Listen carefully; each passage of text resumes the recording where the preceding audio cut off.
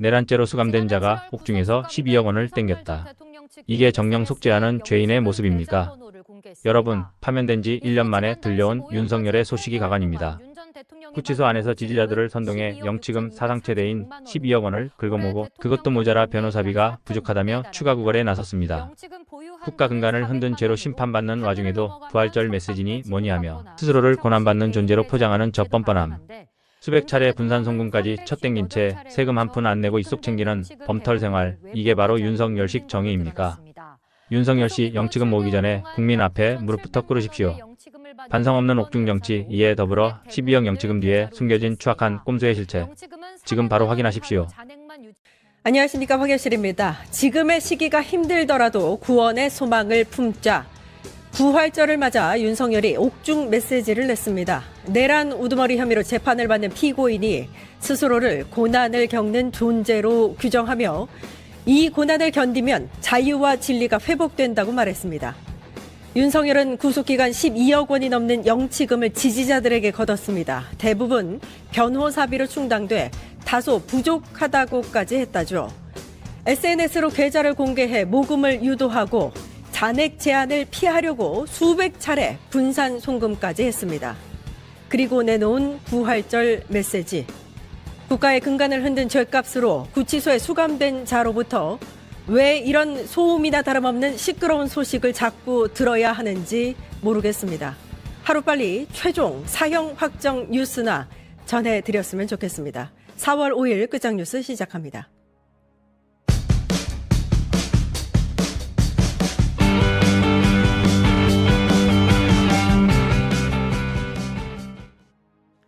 네, 류혁의 내부 보고서 류혁 전 법무부 감찰관님 나와 계십니다. 안녕하세요. 예, 안녕하십니까. 예, 윤석열 소식부터 하겠습니다. 어제가 윤석열이 파면이 된 지 1년이 꼭 되는 날이더라고요.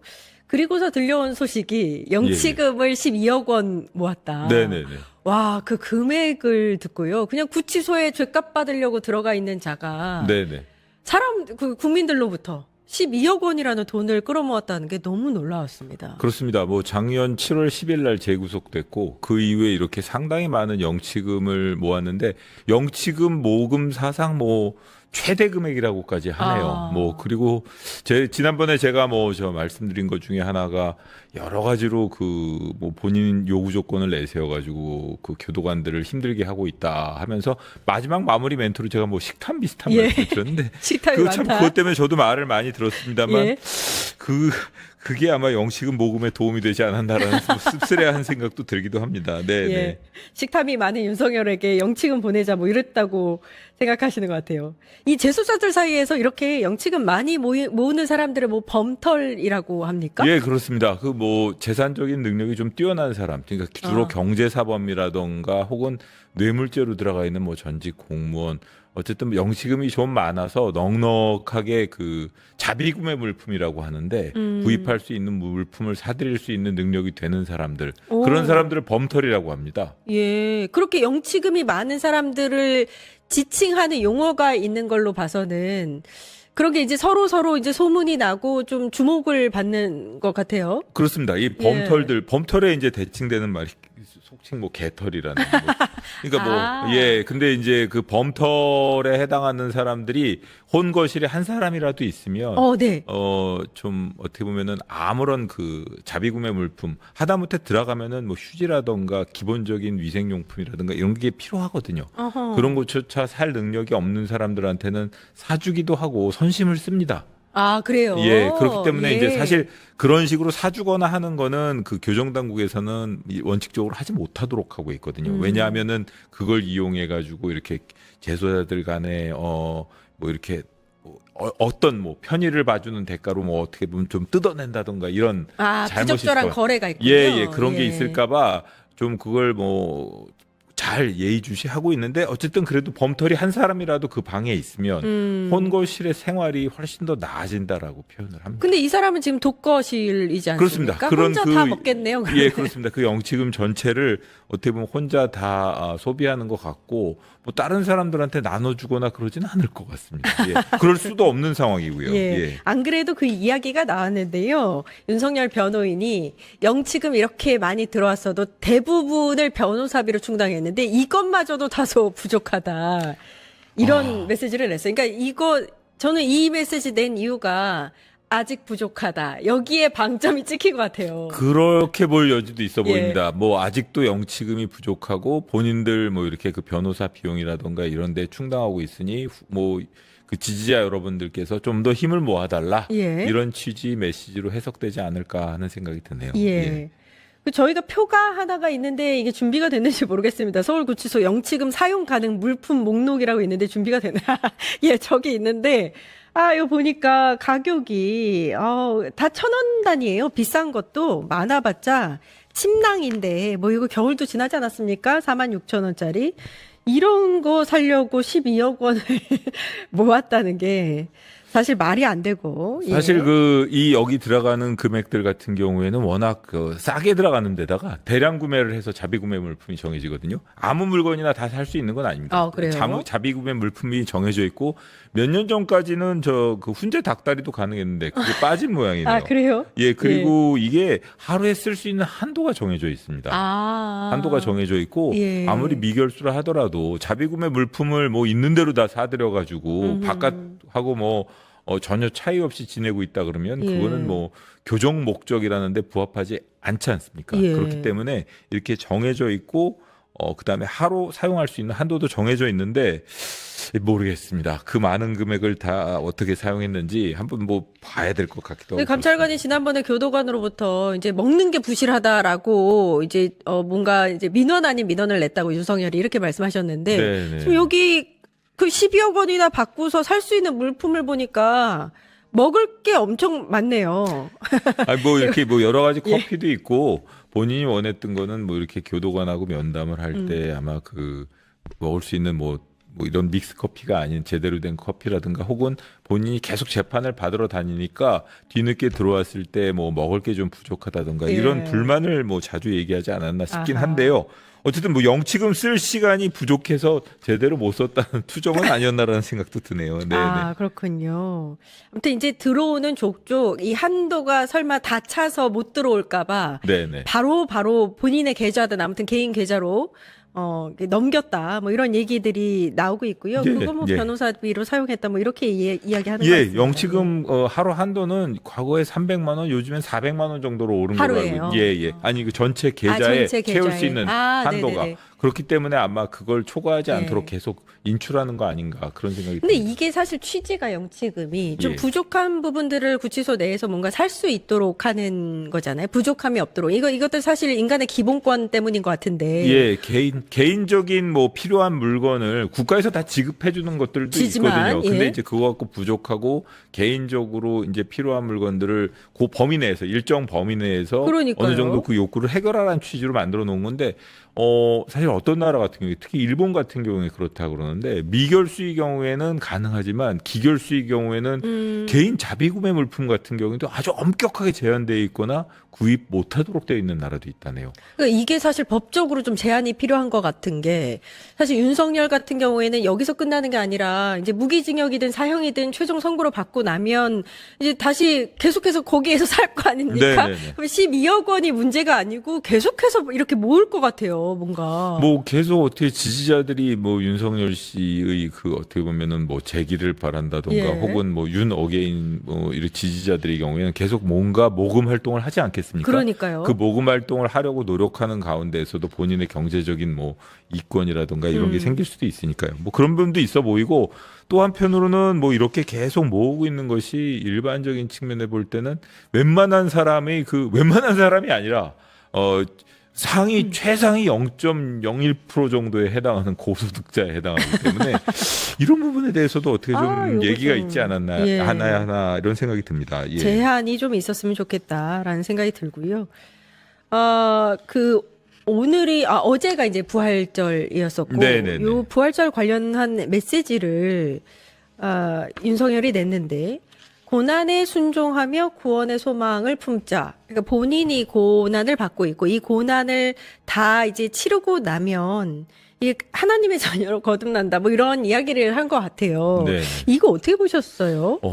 일단 옥중에서 본인이 반성을 하고 있지 않구나라는 생각이 들고요. 그렇죠. 예, 예. 그다음에 또 하나가 그 윤석열 씨에 대해서 내란의 사건의 경우에 사면을 해서는 안 된다라고 말씀하시는 분들이 그 주장 논거가 뭔가 하면 첫째로는 내란죄가 엄중하고 예. 그리고 중형 선고가 필요하고 그리고 내란죄를 사면해 주었을 경우에 향후라도 똑같은 잘못을 저지른 사람들에 대해서 부정적인 메시지, 뭔가 좀 긍정적이지 못한 메시지를 줄 수 있다는 우려. 그리고 또 하나가 뭐가 있냐면 그 윤석열 씨 같은 경우에는 혹시라도 그렇게 사면돼서 나간 경우엔 또다시 정치 세력화를 꾀하려고 들 가능성이 높다는 그렇죠. 거죠. 예, 예. 근데 지금 이렇게 행동을 하고 있는 거 보면 본인이 반성하고 있지 않다는 것, 그리고 혹시라도 본인이 뭐 그럴 일은 없어야 되고 없겠지만 계속 본인을 지지하는 세력들을 이렇게 뭐 결집시키고 이러려는 노력을 포기하고 있지 않다라는 인상을 주고 있지 않습니까? 예, 맞습니다. 그런 차원에서도 이 특검에서는 이런 메시지를 하나하나 모아가지고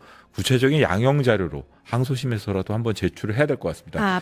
반성의 여지가 없다 예, 이런 윤석열 건가요? 씨가 전혀 반성을 하고 있지 않고 여전히 무슨 정치자금 모으듯이 영치금 그렇죠. 방법으로 모으고 있고, 그리고 아마 이건 나중에라도 한번 봐야겠지만 종합소득세 신고 대상에 속할 일 겁니다. 그렇기 그래요? 때문에 앞으로 아마 이 제가 한번 뭐 세법은 정확하게 모릅니다만 기본적으로 여러 가지 기타 소득에 해당하기 때문에 이게 그 종합소득세 신고를 해야 되지 않을까 싶습니다. 뭐 교정당국에선 전체 액수를 뭐 파악을 못해서 이렇게 얘기하지만 지금 뭐 전체적인 그 금액이 10몇 억에 달한다는 게 정확하게 밝혀지지 않았습니까? 그런 부분에 비춰보면 그 5월 달에 있을 종합소득세 신고 때에 윤석열 씨 쪽에서 어떤 입장을 취할지 한번 그것도 예. 지켜봐야 될 것 같습니다. 이거 예. 좀 세금으로라도 좀 환수할 수 있었으면. 사실 이건 바람이 분명히 있었는데. 기타 소득에 해당하고요. 예. 그리고 뭐 이렇게 그 세금 신고를 하지 않을 다른 이유가 있는지 저는 모르겠습니다. 전혀 이유가 없는 것 같거든요. 예. 그러니까 이 정도 금액을 모은 사람이 지금까지 없었기 때문에 지금까지 거기에 관한 세금을 부과하는 것에 대해서 고민이 없었을 것 같은데 요거는 한번 따져보고 좀 네네. 챙겼으면 좋겠다. 법무부에서 네네. 하는 생각이 듭니다. 자, 다음 이야기는 우리 이번에도 이제 김한 기자의 활약이 돋보일 시간인데 아닙니다. 또 다 겸손하기까지. 제가 하는 일인데요. 자, 이재명 대통령이 작년 12월에 국토교통부 업무보고에서 그런 얘기를 합니다. 휴게소가 맛이 없는데 왜 이렇게 비싸냐. 알고 보니 몇 단계 거치면서 중간중간 임대료, 수수료 떼먹는 게 절반이라더라. 라면서 휴게소 물가의 비정상적인 구조를 지적한 바가 있습니다. 한겨레 21이 이 문제를 취재를 했고요. 이번 호의 표지기사로 등장을 했어요. 그리고 이게 계속 이어진다면서요? 그러니까 이게 3주짜리 표지입니다. 어마어마한 기획이죠. 1년에 잡지를 50건 내는데 3번. 가만히 있어봐요. 내가 얘기해야 되는 거 아니야 그런 건? 왜 내가 더 잘하는데 왜? 잘 아는 건 알겠는데 니네 잘한다는 얘기는 내가 얼마나 해줘야지. 알아요 이 기사에 대해서. 아이고 와. 자, 아무튼 고속도로 휴게소의 실태를 추적했고요. 민간 운영사의 횡포, 네. 휴게소 소유자인 한국도로공사 퇴직자들의 조직적인 죄취업. 이게 진짜 나도 들은 바가 있는데. 그리고 도로공사 스스로가 만들어낸 비정상적 임대료 구조. 진짜 양이 많네요. 예. 그러니까 이게 세 편으로 나눠져 있는데요. 그러니까 이번 호에는 일단 그러니까 고속도로가 휴게소가 어떻게 구성되어 있냐면 도로공사가 일단 발주를 내겠죠. 이 휴게소를 운영할 사람. 그럼 이제 운영사들이 있습니다. 거의 뭐 준재벌에 가까운 운영사들도 있고, 뭐 우리가 잘 아는 맥커리 같은 사모펀드들도 들어와 있고, 뭐 한 해에 뭐 한 몇천억씩 버는 몇백억 몇천억씩 버는 휴게소들도 있거든요. 예. 그리고 거기에 이제 우리가 아는 어묵 사 먹고 뭐 도너츠 사 먹고 이런 이제 점주들이 있죠. 예. 근데 여기서 지금 이제 1회에서는 이 운영사의 횡포 문제를 다루는데 우리가 이제 이재명 대통령도 지적했던 그 부분 왜 이렇게 비싸냐. 그러니까 예를 들면 평균 가격으로 따지면 50% 이상 비싼 품목들도 그렇죠. 있거든요. 예. 근데 이 부분에서 운영사들이 엄청난 횡포를 저지르고 있고 실제 이 횡포를 저지르고 있다라는 에서 끝나는 게 아니라 뭐 12년째 뭐 7년째 이렇게 돈을 안 줘서 점주한테. 근데 어떻게 돈을 안 줄 수 있지? 그 돈 다 점주가 받는 거 아니에요? 라고 우리는 생각하잖아요. 그러니까. 그게 아니라 예를 들면 고속도로 휴게소에 던킨도너츠 매장이 있으면 이 던킨도너츠에서 우리가 결제하는 금액은 던킨도너츠 점주한테 1차적으로 가는 게 아니라 운영사로 들어갑니다. 그 카드를 결제를 해서. 네. 그럼 운영사가 그 매출을 갖고 점주한테 배분해 주는 구조예요. 그러면 점주 입장에서는 내가 열심히 장사를 해서 물건을 팔았는데 이 돈은 소비자한테 받는 게 아니라 운영사한테 받는 모양새. 그럼 그 운영사한테 받는다는 건 뭐 소위 말해 몇 대 몇 이렇게 그렇죠. 그거를 나눠서. 근데 운영사들이 우리가 너무 어려워서 이번 달에 못 주겠어요. 라고 이렇게 할 수 있잖아요. 그러면 이 점주는 돈을 못 받는 거예요. 근데 항의를 못 해요. 왜? 운영사가 이 점포 입점권에 거의 전권을 행사합니다. 그리고 이 배경에 도로공사와의 카르텔이 있고 그래서 여기도 카르텔이야? 네, 이화가 이게 그 윤석열이 말했던 진짜 카르텔이더라고요. 그러네요. 왜냐하면 이 휴게소 얘기를 하면서 윤석열의 장모, 김건희의 엄마 최은순 씨를 빼놓을 수가 없는 게 원래 이제 휴게소 사업자였죠. 휴게소 사업자였다 그러고 그래서 저는 고속도로 휴게소 관련된 취재를 한다길래 또 최은순 취재하나 이렇게 생각을 했었는데 처음에 이제 그 이름이 등장해서 약간의 뭐 도파민 국면이 있었는데 도파민? 그러니까 이게 근데 최은순 씨가 본격적으로 뭔가 이제 최은순 씨도 이제 중간에 뭐 요양원 때문에 감옥도 갔다 오고 그렇죠. 했잖아요. 그러고 나서 이제 본격적으로 조금 몸을 풀고 뭐 골프도 치러 다니고 휴게소 사장들이랑 그랬던 것 같아요. 그러다가 이제 끝나갖고 정권이 뭐 본격적으로 뭘 하진 않은 것 같은데 어쨌든 이 휴게소 사업에도 최은순 씨가 등장을 하고 있고 저희가 들었던 얘기 중에 재미난 얘기는 이 모 휴게소에 최은순 씨가 왔는데 거기 있는 직원들이랑 점주들을 다 나와서 도요를 시켰대요. 최은순이 온다고? 최은순 회장님 오신다고. 그게 그러면 윤석열 정권 때? 정권 때죠. 그러니까 그래서 쫙 이제 인사를 하고 들어가는 뭐 그런 장면들을 기억하는 게 근데 이제 그게 뭐가 되냐면 웃기고 있네 진짜.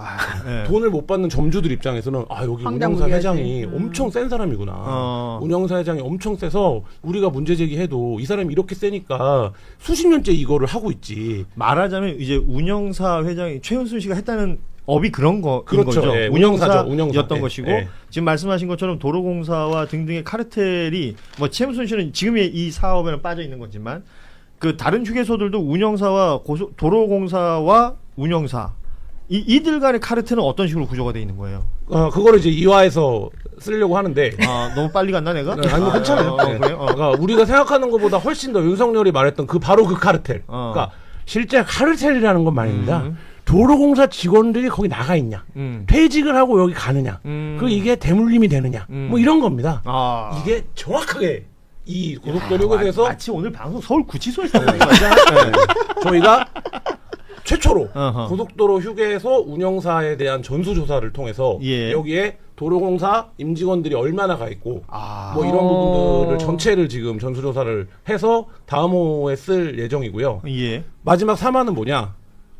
전국 고속도로 가격지도입니다. 가격지도. 네, 그래서 고속도로의 운영 형태나 예를 들면 이런 거에 따라서 그러니까 도로공사와 카르텔에 따라서 실제 그게 우리가 사 먹는 왜 고속도로 핫바는 6,500원인가? 길에 나가면 2,000원인데 뭐 이런 게 그 가격의 구성비 이거를 이제 저희가 딱 그 3화에서 이제 밝힐 예정이고요. 그리고 마지막으로 전국 고속도로 물가 인터랙티브 지도를 만듭니다. 그래서 디지털로 이제 그 지도가 그래서 찍으면 내가 예를 들어서 서울에서 부산까지 가는데 어느 고속도로를 이용하면 제일 싸게 휴게소별로 휴게소 기준으로 그거 하는 인터랙티브 페이지까지 지금 준비를 하고 있습니다. 맛지도는 안 만들어줘요? 어디가 제일 맛있다 이런 거? 그건 이제 이영자 선생님이 다 하셔갖고. 네. 한겨레 21의 경쟁자는 이영자 씨인가요? 시사 주간지에서 맛지도 갖고 표시를 할 수는 없잖아요. 네, 좋습니다. 월간 맛 이런 거면 내가 했지. 고속도로에 휴게소가 몇 개입니까? 정확한 개수 잘 모르겠는데. 모르죠. 그러니까 한 200개 정도 되고 그 중에 200개? 직영 매장이 있고 도로공사가 직접 하는. 그 다음에 몇 개 안 돼요. 이제. 근데 그리고 우리가 아는 유명한 휴게소들 뭐 예를 들면 행담도 휴게소라든지 진짜 장사 잘 되는 행담도. 매출 좋은 이런 데 다 사모펀드 갖고 있습니다. 사모펀드. 네, 맥커리 같은데. 맥커리 같은 사모펀드 갖고 있고 그 다음에 도로공사 카르텔 속에서 운영되는 운영사들이 60개 이상을 갖고 있어요. 그러니까 사실상 이게 저는 뭐 농담으로 오늘 회의에서도 한 얘기인데 도로공사 진짜 신의 직장이다. 이게 퇴직하면 노후까지 끝나고도 이렇게 갈 때가 있고 이게 근데 이제 이 영역이 저는 이번에 뭐 후배들이 주로 했지만 그 보면서 이게 왜 후배들이 주로 한 게 아니라 후배들이 다 한 것 같던데요? 제가 이걸 하다가 대구를 갔습니다. 그래서 할 수가 없었어요. 지난주 표지를 하느라고. 할 수가 없었어요. 근데 왜 본인이 어쨌든 나왔어요? 본인이 잘 안 하잖아요. 이 발제 자체가 제 겁니다. 알겠어요. 그거 뭐 따집니까? 제가 한겨레 21 소속인데? 아니 저 후배들이 눈빛이 시커매가지고 지금 돌아다니고 있던데. 중간에 관리자 역할은 그런 겁니다. 모든 그 좋은 건 꿀은 내가 빨고 고생은 아니, 쟤네들이 하고. 어떻게 내가 다 해요? 근데 어쨌든 꿀은 내가 빨고. 뭐 제가 꿀을 빨는 게 뭐가 있습니까? 이렇게 또 열심히 나와서 설명까지 해야 아, 되는 좋아요. 하는데.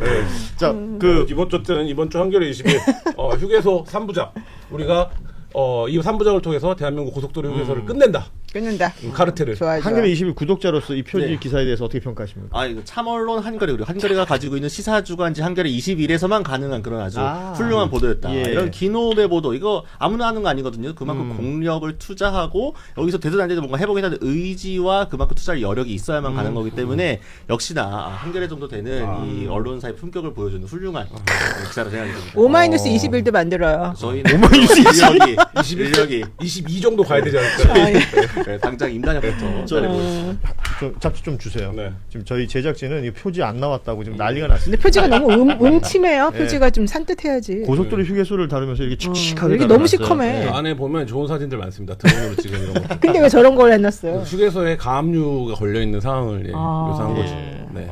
그래서 어쨌든 많은 기대 부탁드리면 고속도로의 물가 왜 이렇게 비싼가를 우리가 끝낼 수 있다. 아니 저 김한 기자가 말하고 있을 때 김한 기자를 비춰주세요. 왜 날 비춰주는 거예요? 네. 그러네요. 자, 한겨레 21 표지 기사까지 저희가 얘기를 나눴고 뭐 시간이 많지는 않습니다만 짧게 요 얘기만 좀 하겠습니다. 어제 트럼프가 대국민 연설을 했잖아요. 대국민 연설하고 나서 뭐 많은 사람들이 뭐 주식시장, 뭐 국제유가 이 경제적인 얘기들을 많이 했는데 이게 좀 다른 식으로 접근할 방법도 필요할 것 같아요. 그 우리 김한 기자가 우스갯소리 반, 뭐 진담 반이라 가지고 미국 시민들의 봉기가 있어야 된다. 그렇죠. 이 얘기를 했는데 트럼프가 이러고 있는 것을 지금 우리가 보면서도 이해가 안 되잖아요. 네. 이거 무슨 솔루션 같은 게 있을까요? 그러니까 아니, 지금 당장 닥치는 위기는 극복을 해야겠지만 근데 미국에서도 그때 시위하고 그랬잖아요. 800만 명이 800만. 모였었잖아요. 네, 노킹스. 제가 네, 그 노킹스. 전주 얘기라고 이제 미국에서 딱 이렇게 응답을 본인 하는 때문에? 딱 한 거죠. 김한 기자는 이렇게 얘기했어요. 캘리포니아 해변에 미국 국민들이 우통 까고 집합을 해야 된다. 네. 내가 그 얘기를 했을 때 얼마나 면박을 주는지 뭐 여기서 그 얘기를 하면 뭐하냐 뭐 어쩔 거냐. 네. 그런데 바로 딱 그 그럼 다음에 우리가 무슨 얘기를 합니까? 네. 여기 뭐 폴 크루크만 누구 이렇게 앉혀놔도 트럼프가 어떻게 해야 되는지 말할 수 있는 사람이 없어요. 그럴 수 있는데 지금 이게 워낙 답답한 노릇인데 근데 답답하죠. 한 가지 확실한 건 미국이라는 나라가 진짜 맛이 많이 갔구나 라는 건 이제 우리 국민들도 느끼는 것 같아요. 그러니까 뭐 누가 그런 얘기 하더라고요. 90년대 초반에 소련이 붕괴됐을 때 좌파들의 어떤 그 정신적 몰락 이런 게 있었잖아요. 근데 지금 우파들이 그걸 느끼고 있는 것 같아요. 그러니까 예를 들면 미국 저 트럼프라고 하는 사람이 우리가 그동안 신방해왔던 이제 우파의 어떤 축약해서 얘기하면 윤석열이 좋아하는 자유와 민주라고 하는 가치를 상징하는 국가잖아요. 근데 이게 몰락하고 있구나 미국이 이거를 지금 느끼고 있는 것 같고 그래서 유럽이 갖고 있는 충격도 그런 것 같아요. 이제 더 이상 미국과 동행하기 어려울 수도 있겠다. 미국을 믿을 수 있는 파트너라고 보기 어려워졌다. 사실 걸프 국가라고 얘기하는 그 나라들이 예멘하고 이란 빼고는 다 미국 기지가 있거든요. 이번에 다 폭격 맞았어요. 미군 기지 있으면 우리는 안전할 거야라고 했는데 오히려. 그것 때문에 두드려 맞아버렸잖아요. 그리고 미국 상대적으로 이란 대통령이 이제 발표한 편지를 보면 그건 고품격이야. 굉장한 품격이 느껴지고 그다음에 이게 뭐 예를 들면 우리가 뭐 흔히 쓰는 표현이지만 지구의 평화와 세계 질서에 대한 어떤 통찰이나 이해가 트럼프 따위와는 지금 비교가 안 되잖아요. 그럼 이제 이게 아까 이제 우파의 정신적 몰락이라고 표현했는데 이게 약간 우리가 알고 있던 세계가 무너지는 거잖아요. 그러니까 우리가 알기로는 이란은 폭력적이고 야만적이고 테러나 저지르고 이래야 되고 미국이 그걸 진정시키고 정리하고 이래야 되는데 지금 양상을 보면 과연 미국이 그런 국가냐. 그럴 수 있겠느냐. 네. 예. 그러니까 미국이 세계 경찰 국가를 자처할 때는 하다못해 정의로운 척이라 했잖아요. 도덕적인 척이라 했잖아요. 그렇죠. 그러니까 위선이라 했는데 이제는 위선마저 포기했다라는 게 심각한 거고 그거를 미국에서 제도적으로 지금 막을 수 있는 장치가 좀 작동하지 못하고 있다라는 거. 그러니까 네. 미국도 사실은 서로 이제 선을 넘지 않고 뭔가 관용과 역사를 통해서 쌓아온 것들을 통해 가지고 이 정도는 우리가 알아서 지켜야지 하는 어떤 그런 선들이 있었는데 그걸 한번 넘고 나니까 이거 넘어도 괜찮네? 아무도 못 막네? 그러니까 우리가 폭주하게 돼버리는 거잖아요. 그러니까 예전에 제가 이제 미국 잠깐 갔다 왔을 때 워싱턴에 있는 그 팩트체크하는 기자분을 만났었는데 그 기자분이 그러더라고요. 공화당과 트럼프는 너무 거짓말을 많이 해가지고 팩트체크를 할 수가 없다. 아예 불능 상태다. 네, 너무 거짓말을 많이 하기 때문에 이게 너무 심각할 정도라고 얘기를 하더라고요. 그러니까 예를 들면은 대통령 토론회를 하더라도 대선 토론회에서 여기 거짓말한 것들 이거 틀렸다라고 하고 하는데 실시간으로 따라갈 수가 없을 정도로 너무 거짓말을 많이 하고 입만 열면 거짓말이야. 네, 그리고 예전에는 그런 거짓말을 하고 반박을 하게 되면 그걸 뭔가 정정하거나 수용하거나 이런 게 있었는데 그런 게 없고 네가 가짜 뉴스야. 그렇지. 너네가 문제야. 언론이 역시 좌파야. 이런 식으로 몰아가고 하니까. 그러니까 윤석열의 등장도 그렇고 트럼프의 등장도 그렇고 그러니까 우리가 되게 안일했구나. 뭔가 민주주의가 발전하고 문화가 상승하고 그러면은 시대에 따라서 쉽게 퇴행하지 않을 거야. 우리가 이만큼 쌓았기 때문에 어떤 사람이 와도 역행은 쉽지 않아. 이런 생각이 좀 있었는데 이런 낙관주의가 다 부서져 버리게 되는 한 방에 거잖아요. 예. 이런 시간을 우리가 겪고 있기 때문에요. 관심을 놔서는 안 될 것 같다. 어제 그 대국민 연설이라는 건 그러니까 미친 소리 같았거든요. 맞아요. 제가 보기엔 난 처음에 시작할 때는 종전하는 줄 알았어요. 뭐 지들이 뭐 어쩌고 저쩌고 이기고 있고 잘하고 있고 뭐 이런 다음에 정리할 줄 알았는데 마지막 돼가지고는 진짜 뭐랄까 이렇게 혼이 약간 나가는 느낌이 있더라고요. 석기 시대라는 표현 자체가 이 사람이 무슨 생각을 하는 거지 이런 생각이 드는 이 사람 거고. 머릿속에 이란, 페르시아 거기는 그냥 그런 나라인 거야. 거기서 석유화나고 그 사람들이 돈을 보고 거기서 그 인권이라는 게 있고 그 사람들도 자신들의 제도를 운영하고 있는 그러니까 같은 사람이라는 생각을 안 하는 것 같아요. 그러니까 그 말도 안 되는 소리. 아니 보면 볼수록 트럼프하고 윤석열 씨하고 너무 이렇게 싱크로율이 점점 높아지고 높아요. 좋아지는 것 같아요. 아무튼 지금 이런 시간에 한번 우리가 말해줘, 윤석열. 보내고 있습니다. 윤석열 네. 버전으로. 아니 제가 기분 나온 거 아니에요? 트럼프보다 제가 먼저 한 거 아닙니까? 지금도 미국도 비상기업의 어떤 빌드업을 지금 하고 있는 거고 좋아요. 항공모함을 아직 안 왔나? 자, 오늘 김한 기자는 제가 끝나고 나서 잘했어요. 따로 포상을 좀 하도록 하겠습니다. 오늘 일 많이 해서. 많이 했다.